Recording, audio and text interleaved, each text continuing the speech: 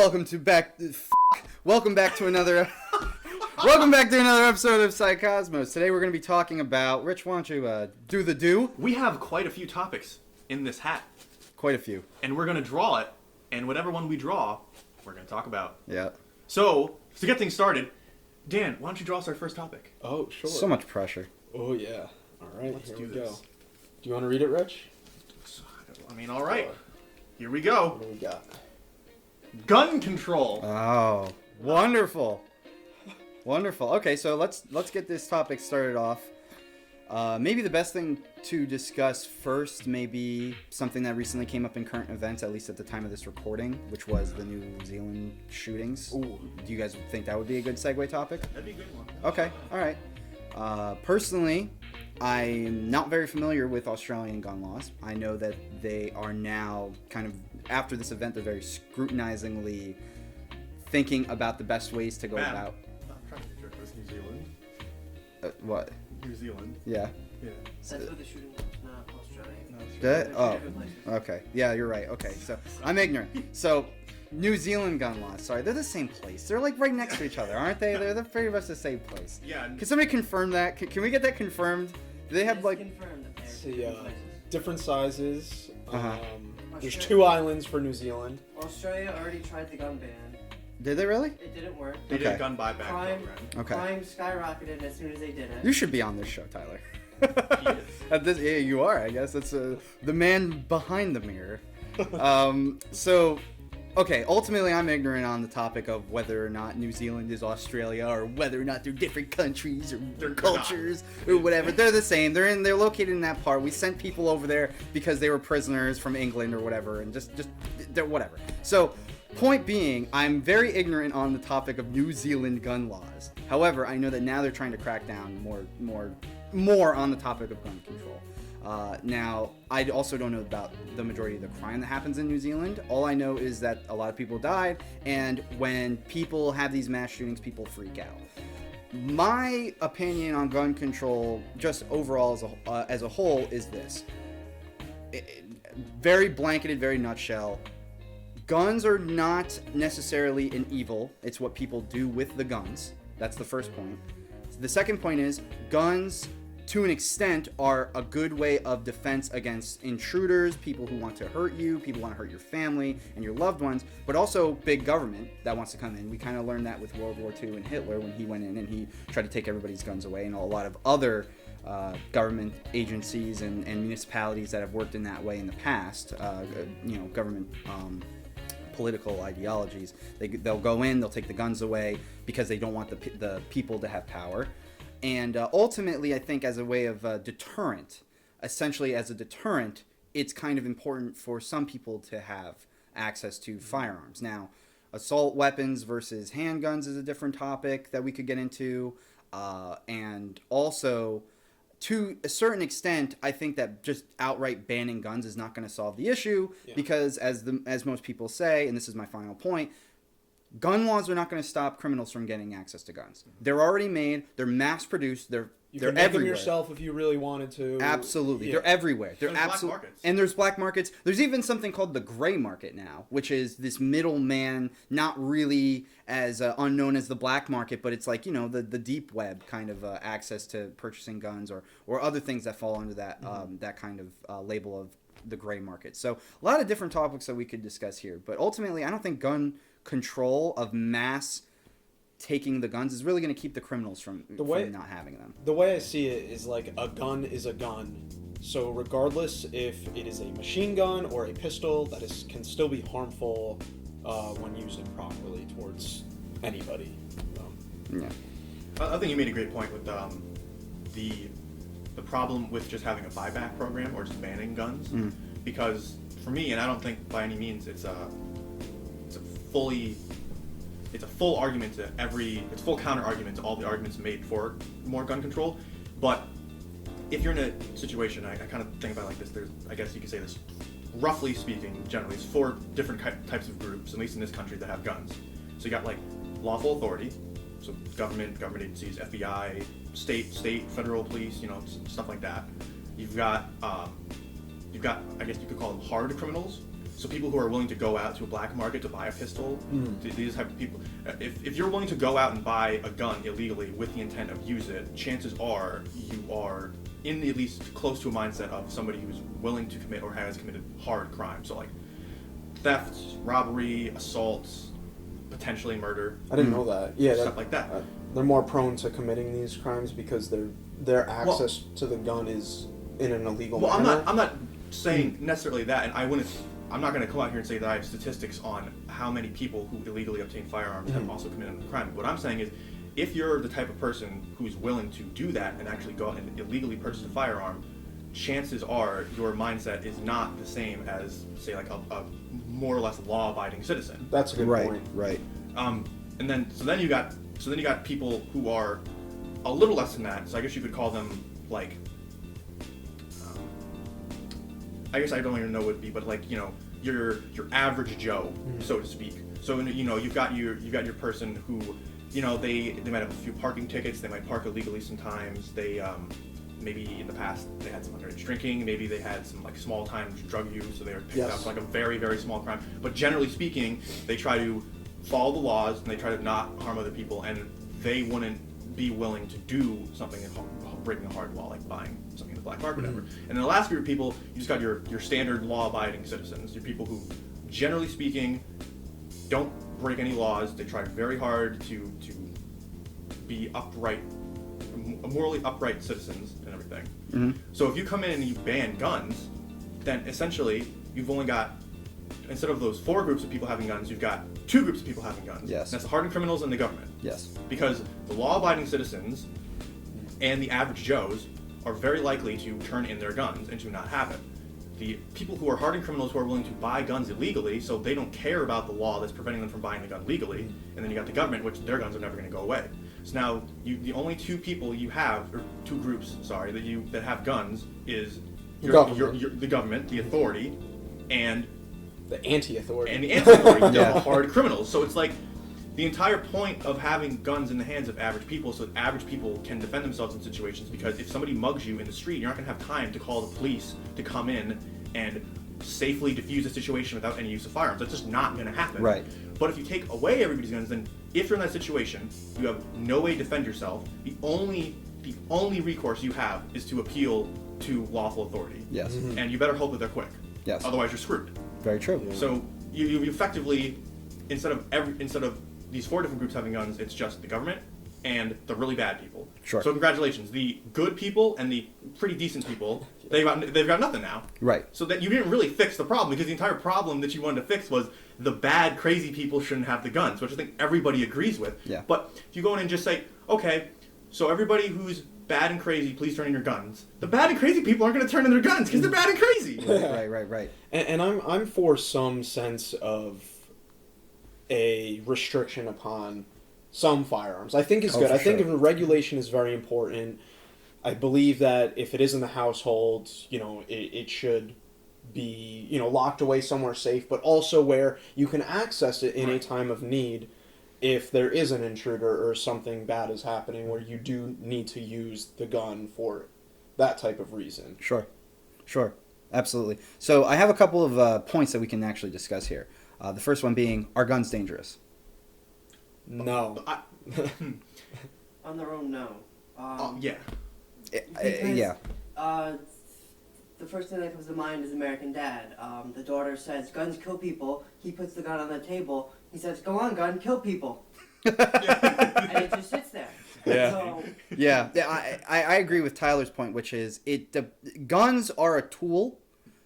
That saying something along the lines of, "Are guns dangerous?" I feel could be on par with, and I'm actually super bad at examples, but I'm going to give one anyway.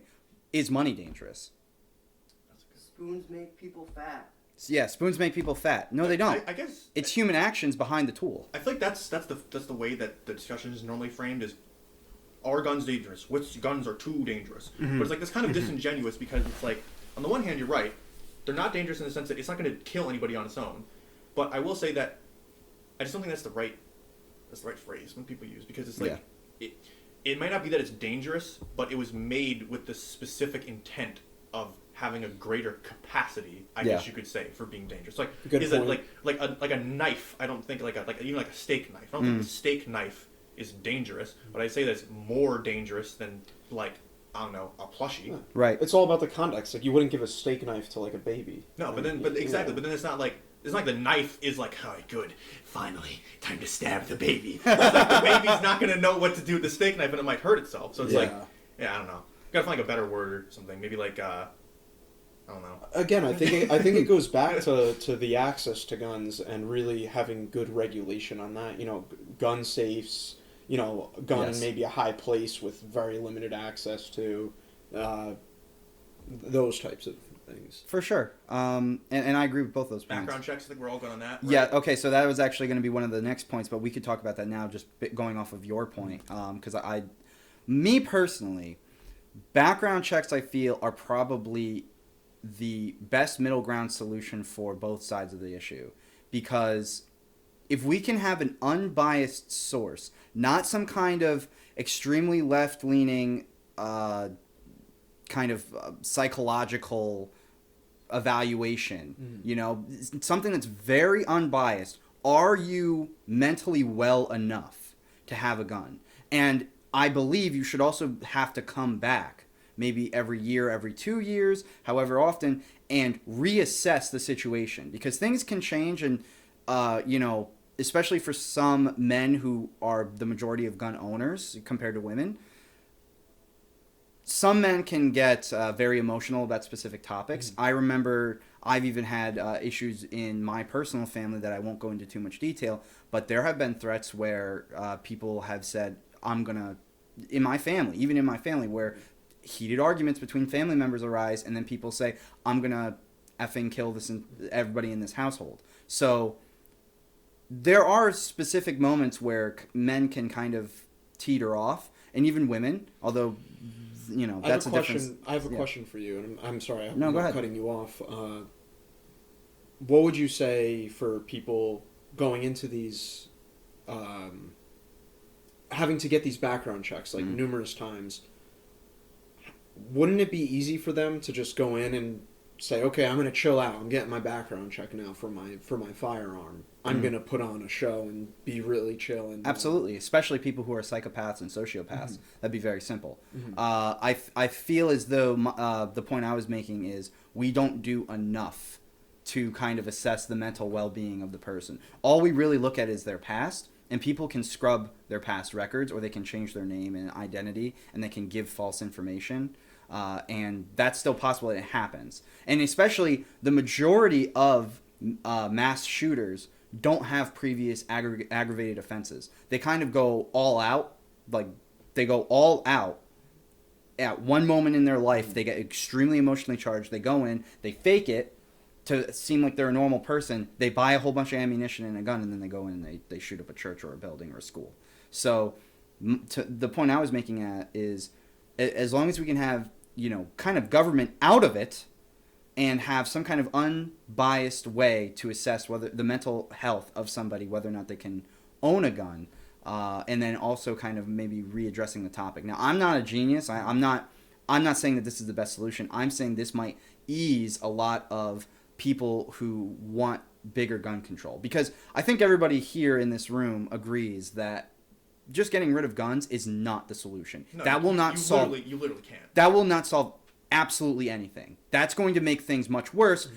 Case in point, London. London is a phenomenal example, and not only London, but some of the other European countries which are slowly starting to get rid of guns.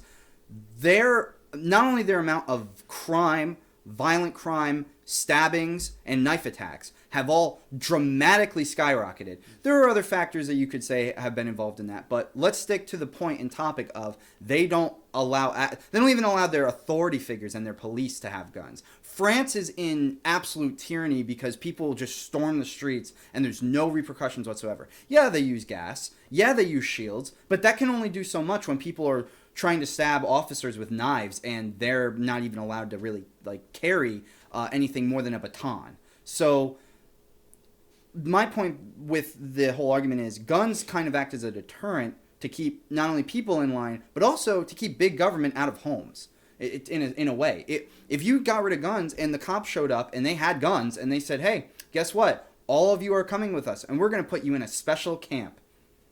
That happened once. Wasn't fun for them. Wasn't fun for them. We don't need to repeat history again in that kind of sense.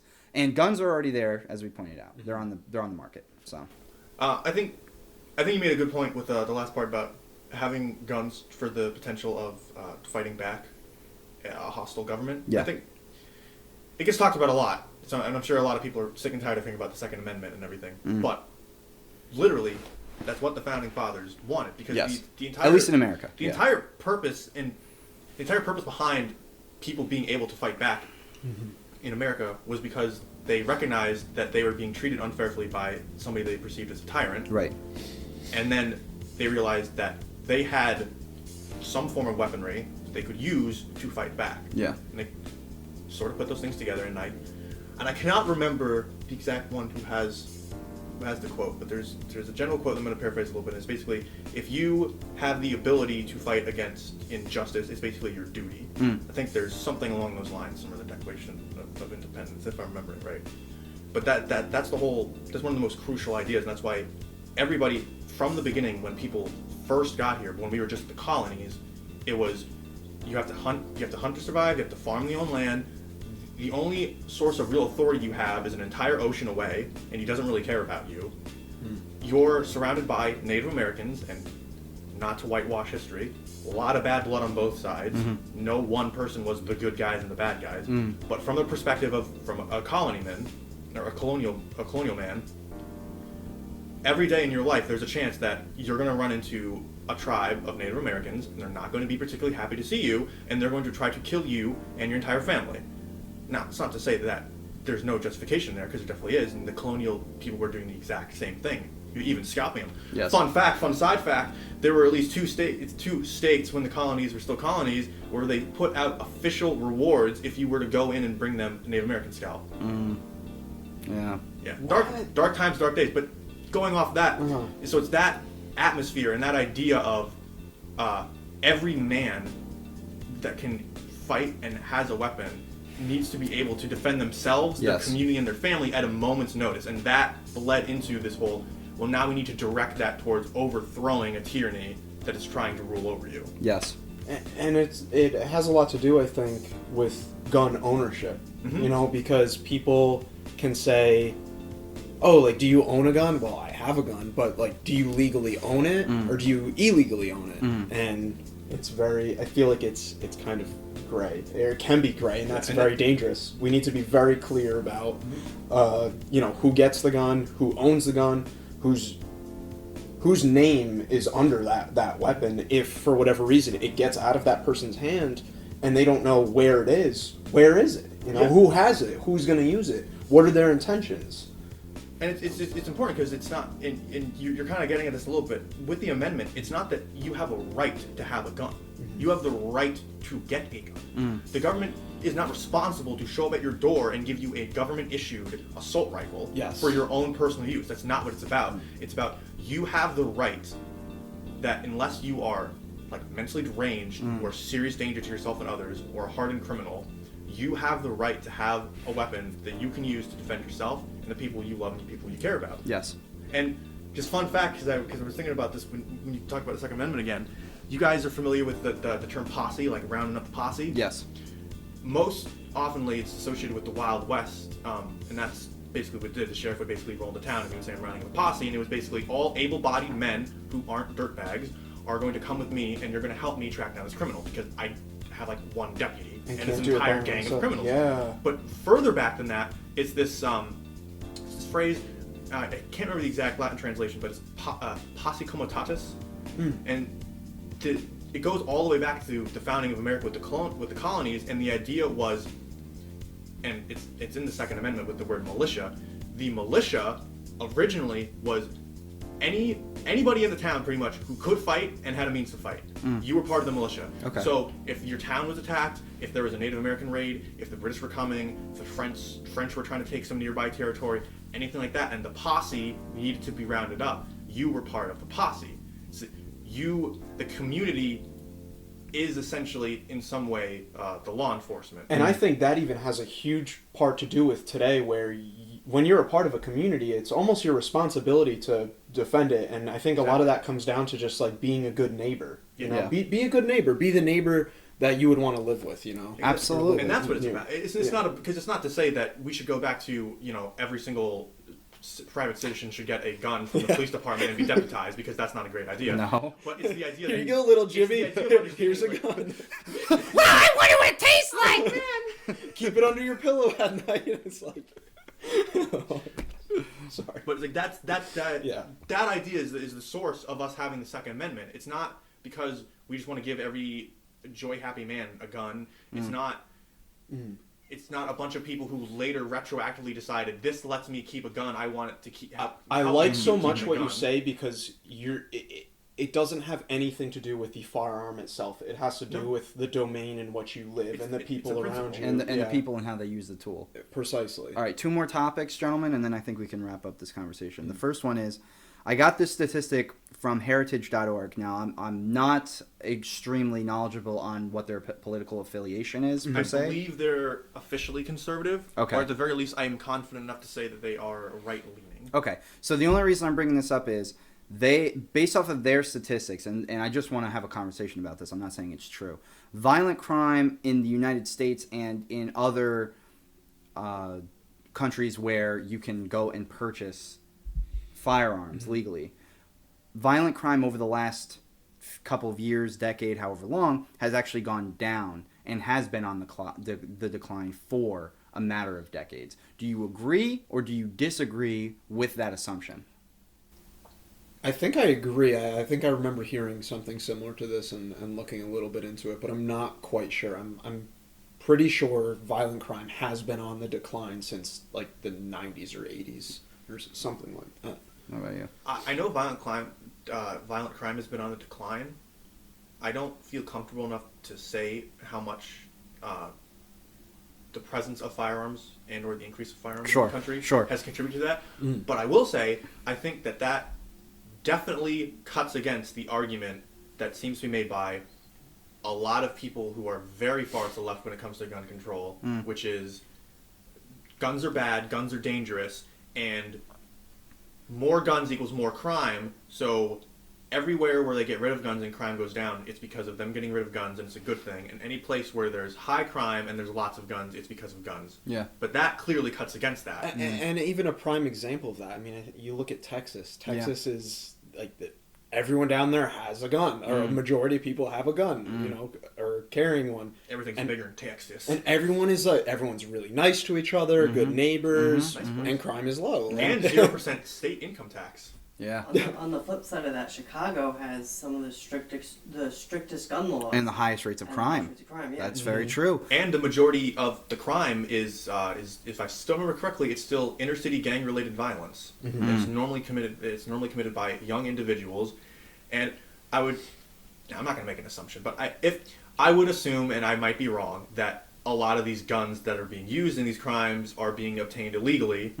So the strict gun control isn't actually doing anything. Perfect segue into the last topic that I want to go into is the illegal ownership of firearms, and something that you alluded to at the beginning of this discussion, which was people being able to make their own guns. Right now, because of 3D printers, there's been an increase of the accessibility to be able to create plastic and polymer related material actual working firearms that could kill or hurt other people. If we were to assume that something like we could take America for example, if we were to just outright ban guns, I don't think it would be a stretch based off of the technology we have now to assume that there will be terrorist or crime-related organizations that could easily purchase a 3D printer for a couple $1,000s and the materials in order to make one, and then print weapons. Just download it off. Download it off a schematic off of the internet as it works, and then create and print weapons. How do you feel about that? I think that's a very interesting thought, because it goes deeper than that. Because now the problem is deeper than just the firearm itself. Yeah. It is the knowledge of a firearm in a digital age. You know, Yes. where you are now getting to a point where these printers are capable of, like you said, downloading the information, and you can print one out and use it, and that's not illegal. No. You know, anyone could access Anybody could do that. Anybody could do that. And even younger people are very smart with the tech these days. They may have a 3D printer in their house, and they say, "Oh, let's go test this gun," and they might hurt themselves or somebody else. Yeah. Let's go do some stupid crap. Well, here's a perfect example of it. I mean, when I was younger, you as well, I think we played airsoft, and that was a great time. I always thought I was interested in guns, and I was like, yeah, when I'm old enough, I'm gonna have my own gun and keep it safe and whatnot. Now I'm older, I have no particular desire to, you know, at least until I have a family. Sure. Then I would consider the idea. But who's to say if 3D printing was around when I was a kid that I would be able to go and download a schematic and print out a real gun and go in my backyard and test it out? I could have hurt myself or somebody else. Absolutely. How do you feel about that? I'm pretty like on the fence with a lot of stuff about gun control, and I definitely lean more towards being pro-gun. But this is one of those weird things where I'm like, I really, really don't like the idea of anybody who can get a 3D printer having the capability of just getting a gun. I agree. And I think it's two main reasons, and one of them you already brought up with the kids having access to it, because speaking as somebody who used to be a kid,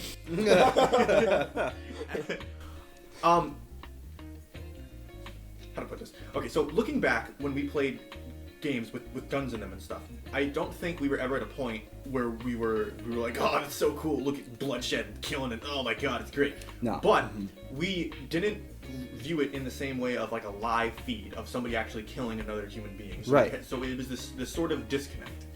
And what I worry about is if kids get access to getting a real firearm, they're going to start to want to do that while they're in this stage of they're really into sort of I guess violent outlets that have a disconnect from reality, which I don't think that is inherently is destructive. I think that can be a good thing. But people in that sort of mindset, not fully grasping the gravity and the seriousness of having a real gun and playing around with a real gun, and so having that mindset on top of the fact that they're getting something it may function like a real gun and everything, but it's different. Yes. They have to print it out and everything. And those two things coming together, and basically the kid thinking, really, this is no danger. This is no danger. This is only slightly more dangerous than an airsoft gun. This really isn't that much more dangerous than just like a toy or anything like that. And it is. And it's so easy, as you said, for him to hurt himself or herself or somebody else because just messing around. I mean, there's so many instances already in this country of people getting shot with real guns by accidents all the time. Yes. Kids too. Kids find them. So it's like now you want to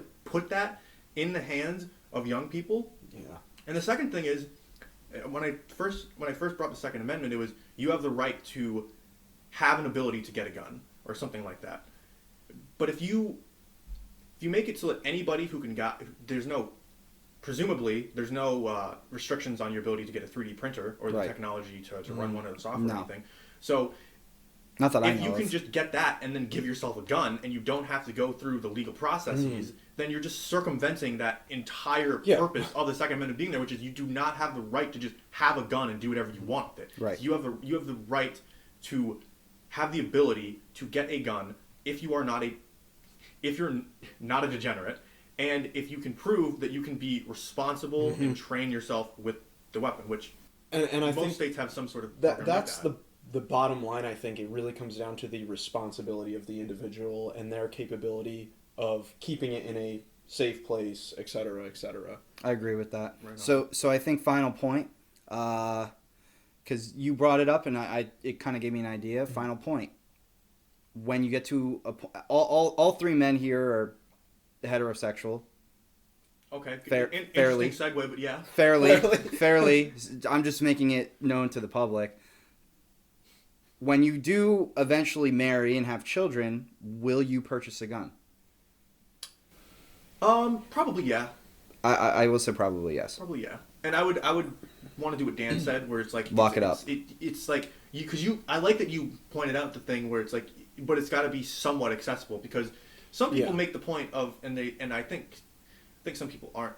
They want to be more pro-gun, or they're not as pro-gun as they put out there. And one of the things is they're like, yeah, I'm totally for having a gun if you keep it in a safe, in the floor, in a locked closet. And then it's like, okay, well, that's great and all, and like good to you for your safety and your responsibility, but I think you're kind of missing the point of actually having the gun, because then, I don't really like the guy, but Jim Jeffries has a great joke about it. He's like, you're not going to have a time to say, hold on a second, and walk into your room and go into your safe and open it up and take out your gun and put it in the magazine and make sure it's good and turn the safety off and It's like, you're not going to, so it's like, you got to find a middle ground. Yes. And I think you totally can. You totally absolutely can. And I think with modern technology, you know, we're making things a lot more secure, especially digitally, which is great. But I would have it in, say, a drawer with even like a fingerprint scan or something. I could, that's a just good idea. Immediate scan. That's a very open the good drawer. idea. It's ready. Yeah. That's it. It is fully loaded. Everything else. Everything else. Yeah, you know. and you need the fingerprint scan. That makes sense. On your question though, I'm still caught. I don't know if I would purchase the gun upon having a family, but I would highly consider the idea. I feel like there were a lot of external factors that would involve me considering a purchase of a weapon. You know, how close am I to the police? What kind of neighborhood I live in, and so on. Sure. Wonderful. So I think that wraps this discussion up. Want to give a shout out to the NRA. Thanks for sponsoring us, NRA. We really appreciate all the money that you give us to talk about these topics. And other than that, remember, kids, guns are okay. And anytime that you find them in the street, you should pick them up and play with them. Don't. Please don't. Be safe. Listen to your parents.